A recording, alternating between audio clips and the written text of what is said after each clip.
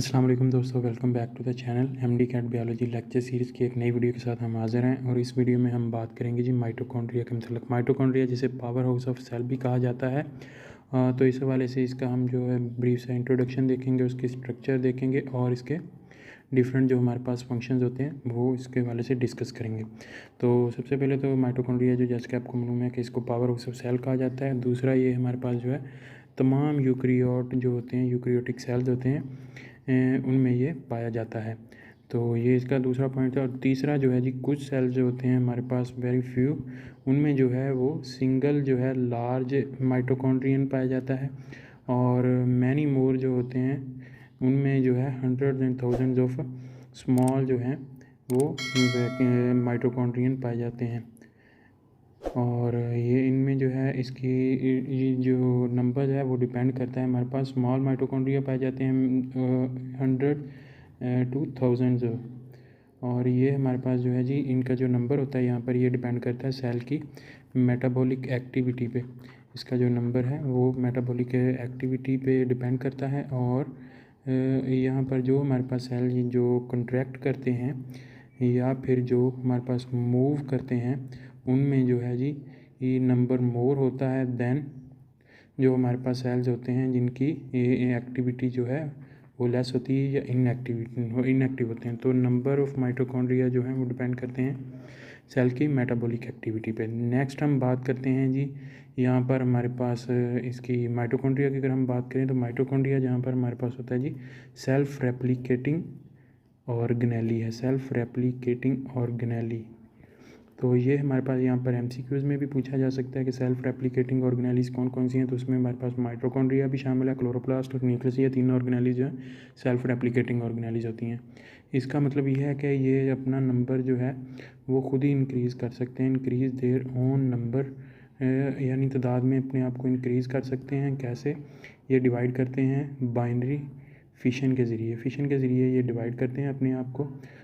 तो ये खुद को जो है अपना नंबर जो है वो इंक्रीज़ कर सकते हैं।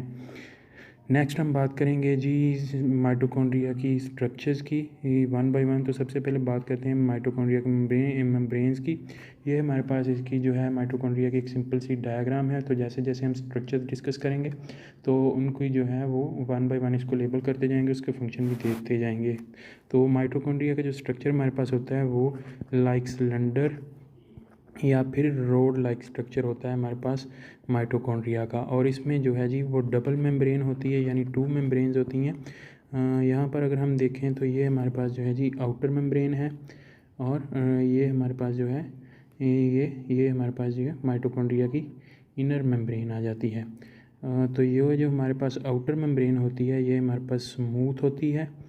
अगर हम आउटर मेम्ब्रेन की बात करें, यहाँ पर आउटर मेम्ब्रेन की बात करें तो आउटर मेम्ब्रेन जैसे कि आपको पहले बताया ये हमारे पास यहाँ पर स्मूथ मेम्ब्रेन होती है। और स्मूथ होने के साथ साथ ये सीव लाइक यहाँ पर एक्ट करती है। और दूसरा इसमें जो है हमारे पास यहाँ पर पोरिंग्स होते हैं, स्पेशल ट्रांसपोर्ट प्रोटीन्स होते हैं जो फ्रीली ट्रांसपोर्ट करते हैं अक्रॉस द मेम्ब्रेन। और ये फ्रीली ट्रांसपोर्ट करते हैं मटेरियल्स को inside the intra membranes space जो होती है हमारे पास, उसमें ये फ्रीली मॉलिक्यूल्स का जो है ट्रांसफ़र करते हैं। तो पोरिंग्स यहाँ पर हमारे पास आ जाते हैं ट्रांसफ़र प्रोटीन्स, जैसे कि आपको इसके फंक्शंस बताए कि ये फ्रीली ट्रांसपोर्ट करते हैं मटेरियल्स को inside the intra membranes space. ये हमारे पास इंट्रा मेम्ब्रेनस स्पेस आ जाती है, इंट्रा मेम्ब्रेनस स्पेस आ गई हमारे पास। और ये हमारे पास यहाँ पर जो आ गए ये हमारे पास यहाँ पर पोरिंग्स आ गए हैं। तो ये पोरिंग जो है स्पेशल ट्रांसफ़र प्रोटीन्स होते हैं, ये इंट्रा मेम्ब्रेनस स्पेस में जो है फ्रीली ट्रांसपोर्ट करते हैं मटेरियल्स का लाइक दिस। ये अंदर भी आने देते हैं, इससे जो है इंट्रा मेम्ब्रेनस स्पेस से बाहर भी मटेरियल को धकेलते हैं। नेक्स्ट हम बात करते हैं जी नेक्स्ट हम बात करते हैं हमारे पास जो है जी इनर मेम्ब्रेन होती है, उसके हवाले से, उसके स्ट्रक्चर, उसके फंक्शंस के हवाले से। इनर मेम्ब्रेन की यहाँ पर अगर हम बात करें तो इनर मेम्ब्रेन जो होती है हमारे पास वो सिलेक्टिव परमिएबल होती है, सिलेक्टिव परमिएबल होती है, परमिएबिलिटी शो करती है, सिलेक्टिव परमिएबिलिटी। और इसका फंक्शन होता है जी ये यहाँ पर इसमें जो है फोल्ड्स होते हैं जिनको हम यहाँ पर क्रिस्टी कहते हैं, क्रिस्टी नेम्ड फोल्ड्स होते हैं यहाँ पर। ये जो फोल्ड्स होते हैं इनको हम यहाँ पर क्रिस्टी कहते हैं। और इन क्रिस्टी का जो फंक्शन है ये करते हैं जी, यहाँ पर हमारे पास सरफेस एरिया जो होता है इनर मेम्ब्रेन का या माइटोकॉन्ड्रिया का सरफेस एरिया जो होता है उसको यहाँ पर इंक्रीज़ करते हैं। अच्छा, इस क्रिस्टी पर यहाँ पर हमारे पास जो होता है जी, यहाँ पर ग्रैनुलर स्ट्रक्चर्स होते हैं जिन्हें हम स्टॉक प्रोटीन्स या FO to F1 प्रोटीन्स यहाँ पर हम इसे कहते हैं। और इसके अलावा यहाँ पर क्रिस्टी पर हमारे पास जो है इलेक्ट्रॉन ट्रांसपोर्ट चेन के कम्प्लेक्सेस होते हैं जो इलेक्ट्रॉन कैरियर के तौर पर जो है यहाँ पर एक्ट करते हैं, इलेक्ट्रॉन कैरियर के तौर पर, और ये इलेक्ट्रॉन ट्रांसपोर्ट चेन का पार्ट होते हैं। यहाँ पर हमारे पास जो है जी स्टार्क प्रोटीन या FO F1 पार्टिकल्स होते हैं या प्रोटीन्स होते हैं, ये हमारे पास जो होते हैं एंजाइम्स होते हैं ATPase सिंथेज, जो हमारे पास एंजाइम्स होते हैं ये वो एंजाइम्स होते हैं F1 पार्टिकल्स, और ये हमारे पास यहाँ पर रेस्पिरेशन के जो अमल होता है उसमें जो है वो हेल्पफुल होते हैं एनर्जी प्रोडक्शन के लिए। नेक्स्ट हम बात करते हैं यहाँ पर हमारे पास जो है माइटोकॉन्ड्रिया के कंपार्टमेंट्स की। तो माइटोकॉन्ड्रिया के हमारे पास यहाँ पर दो कंपार्टमेंट होते हैं, एक हमारे पास यहाँ पर आउटर कंपार्टमेंट होता है और दूसरा हमारे पास यहाँ पर इनर कंपार्टमेंट होता है। अब वन बाय वन हम इनकी डिटेल्स देख लेते हैं। आउटर कंपार्टमेंट जो होता है हमारे पास वो यहाँ पर इन बिटवीन हमारे पास जो है आउटर और इनर, जो हमारे पास आउटर और इनर जो हमारे पास मेम्ब्रेन होती है, माइटोकॉन्ड्रियल मेम्ब्रेन होती है, उसके दरमियान जो है हमारे पास जो है ये आउटर कंपार्टमेंट जो है वो पाया जाता है। और जो हमारे पास इनर कंपार्टमेंट होता है इसकी डिटेल्स हम देख लेते हैं। अच्छा जी, इनर कंपार्टमेंट को हम यहाँ पर माइटोकॉन्ड्रियल मैट्रिक्स भी कह देते हैं, माइटोकॉन्ड्रियल मैट्रिक्स। और इसकी अगर हम स्ट्रक्चर की बात करें तो माइटोकॉन्ड्रियल मैट्रिक्स में हमारे पास यहाँ पर एक छोटा सा स्मॉल सर्कुलर DNA भी होता है, और इसके अलावा इसके अपने यहाँ पर मैनी RNAs होते हैं, और इसके अलावा यहाँ पर इसके पास जो है राइबोसोम्स भी होते हैं। अगर हम इसके राइबोसोम्स की बात करें तो ये बैक्टीरिया की तरह 70S राइबोसोम्स होते हैं। इसकी डिटेल्स हम आगे फर्दर पढ़ेंगे।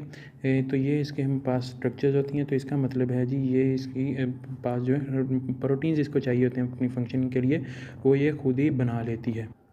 यहाँ पर इन तमाम चीज़ों से पता चलता है कि माइटोकॉन्ड्रिया का जो अपना जेनेटिक मटीरियल है उसकी वजह से जो प्रोटीन इसको अपनी फंक्शनिंग के लिए चाहिए होते हैं ये वो खुद ही प्रिपेयर कर लेती है। और नेक्स्ट हम इसको डायग्राम से देख लेते हैं। यहाँ पर हमारे पास ये इसकी डायग्राम है, और ये हमारे पास यहाँ पर जो जी इसका है स्मॉल सर्कुलर DNAs हैं, ये हमारे पास यहाँ पर इसके ग्रैन्यूल्स हैं, और ये हमारे पास जो ब्लैक में यहाँ पर हैं ये हमारे पास राइबोसोम्स हैं, और यहाँ पर हमारे पास जो है ये RNA विद पोलिसोम्स है। यहाँ पर अगर हम देखें तो इनर मेम्ब्रेन के अंदर जो हमारे पास होता है कंपार्टमेंट उसे हम माइटोकॉन्ड्रियल मैट्रिक्स कहते हैं या इनर कंपार्टमेंट भी कहते हैं। और इसके अलावा जो आउटर कंपार्टमेंट या इंट्रा मेम्ब्रेनस स्पेस होती है वो आउटर और इनर मेम्ब्रेन के दरमियान होती है, उसके बारे में मैं आपको पहले बता चुका हूँ। अच्छा जी, अगर हम यहाँ पर माइटोकॉन्ड्रिया के फंक्शन की बात करें तो ये हमारे पास सेलुलर रेस्पिरेशन की साइट है, जिसकी वजह से इसे हम पावर हाउस ऑफ सेल भी कहते हैं। सेलुलर रेस्पिरेशन इसमें होती है। सेलुलर रेस्पिरेशन के कौन कौन से फंक्शंस या पार्ट इसमें होते हैं, तो यहाँ पर ऐसे तमाम मेटाबॉलिक प्रोसेसेस जिनमें हमें ऑक्सीजन रिक्वायर्ड होती है फॉर ATP जनरेशन। तो ATP की जनरेशन के लिए जिनमें ऑक्सीजन रिक्वायर होती है वो तमाम जो प्रोसेस होते हैं हमारे पास जो है जी वो यहाँ पर माइटोकॉन्ड्रिया में होते हैं। उनमें जो है हमारे पास सबसे पहले यहाँ पर क्रेब्स साइकिल आता है, और उसके बाद जो है अगर हम बात करें इलेक्ट्रॉन ट्रांसपोर्ट चेन की ETC की, तो उसके हमारे पास जो प्रोटीन्स होते हैं वो भी माइटोकॉन्ड्रिया की इनर मेम्ब्रेन में जो है वो पाए जाते हैं। और नेक्स्ट हम बात करते हैं, नेक्स्ट हम यहाँ पर देखते हैं जी इंडोसिम्बियोटिक थ्योरी को। इंडोसिम्बियोटिक थ्योरी क्या है, इसमें बताया गया जी माइटोकॉन्ड्रिया और जो हमारे पास क्लोरोप्लास्ट होते हैं ये जो है काफ़ी हद तक हमारे पास जो है रिलेट करते हैं टू बैक्टीरिया। इनमें रिलेट करने की बेसिक वजह क्या है कि इनमें जो है 70S जो है राइबोसोम्स पाए जाते हैं, और सर्कुलर DNA होता है, इसमें सर्कुलर DNA होता है, और इसके अलावा जो है इसमें RNA भी यहाँ पर जो है वो पाया जाता है। तो इस वाले से जो है जी इनको जो है ये खुद जो है वो जनरेट भी कर सकते हैं, यानी सेल्फ जनरेटिंग जो हैं ये ऑर्गेनेलिज हैं या ये सेल्फ रेप्लिकेटिंग ऑर्गेनेलिज हैं, और सर्वाइव भी खुद ही कर सकते हैं अगर इनको आउटसाइड मीडिया में जो है वो ग्रो करवाया जाए। इसलिए जो है जी साइंटिस्ट हमारे पास यहाँ पर सोचते हैं कि माइटोकॉन्ड्रिया और क्लोरोप्लास्ट जो थे शुरू में ये इंडिपेंडेंट ऑर्गेनिज्म थे और इनको जो है शुरू में इंसेस्ट्रल जो यूकैरियोटिक सेल्स थे उन्होंने इनको जो है इनगल्फ कर लिया और उसके बाद जो है इन्होंने माइटोकॉन्ड्रिया और क्लोरोप्लास्ट जो थे ये इन यूकैरियोटिक सेल के साथ जो है रिलेशनशिप में बनाकर जो है वो रहना शुरू हो गए। तो इस तरह इस थ्योरी को इंडोसिम्बियोट थ्योरी कहते हैं, क्योंकि ये इंडोसिम्बियोट के जो है रिलेशनशिप में रहते हैं cell living within another cell. तो ये इंडोसिम्बियोट का रिलेशनशिप होता है। इसके अलावा नेक्स्ट अगर हम बात करें माइटोकॉन्ड्रिया के नंबर रेगुलेशन की, तो माइटोकॉन्ड्रिया जो हैं वो डिवाइड करते हैं बाय फिजन, डिवीजन होती है बाय फिजन, और इस वजह से जो है वो बिफोर जो सेल डिवीजन है वो अपना नंबर जो है वो डिवाइड कर लेते हैं। और इनके जो है वो नंबर ऑफ माइटोकॉन्ड्रिया जो हैं वो रेगुलेट होते हैं थ्रू लाइजोसोम्स। यानी अगर ऑर्गेनिज़म जो हैं वो अगर माइटोकॉन्ड्रिया जो हैं वो किसी ऑर्गेनिज़म में उनकी तादाद बढ़ेगी तो लाइजोसोम जो हैं वो उनको ऑटोफेजी के प्रोसेस से जो है उनकी तादाद को जो है वो कम कर देगा। इसके अलावा जो है नेक्स्ट जो इन्फॉर्मेशन है हमारे पास वो एक MCQs बेस्ड इन्फॉर्मेशन है और उसमें बताया गया कि जी जैसा कि आपको मालूम है कि माइटोकॉन्ड्रिया जो होते हैं हमारे पास वो ओवा में प्रेजेंट होते हैं और जो है स्पर्म में जो है हमारे पास जो है स्पर्म हेड में जो है वो ये प्रेजेंट नहीं होते। स्पर्म हेड में ये हमारे पास नहीं होते जबकि ओवा में होते हैं। तो जो हमारे पास माइटोकॉन्ड्रिया फर्टिलाइज्ड एग में होते हैं वो फ्रॉम मदर साइड जो है हमारे पास माइटोकॉन्ड्रिया आते हैं, फ्रॉम मदर साइड आते हैं। तो यहाँ पर दोस्तों जो हमारा माइटोकॉन्ड्रिया का टॉपिक है वो यहाँ पर कंप्लीट होता है। इसमें हमने माइटोकॉन्ड्रिया के इंट्रोडक्शन के हवाले से बात की, दैन उसकी स्ट्रक्चर और उसकी मेम्ब्रेन्स के हवाले से बात की।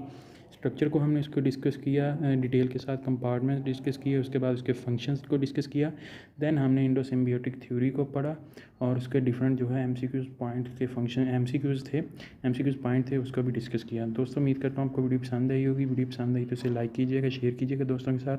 अगर आप इस चैनल पर नए हैं तो चैनल सब्सक्राइब कर लें और साथ बेल आइकन को प्रेस कर लें ताकि मज़ीद आने वाली वीडियो आप तक पहुँचती रहे। इस वीडियो में इतना ही, मिलेंगे कि नई वीडियो के साथ। अपना बहुत सारा ख्याल रखिएगा, दुआ में याद रखिएगा। तब तक के लिए अल्लाह हाफ़िज़।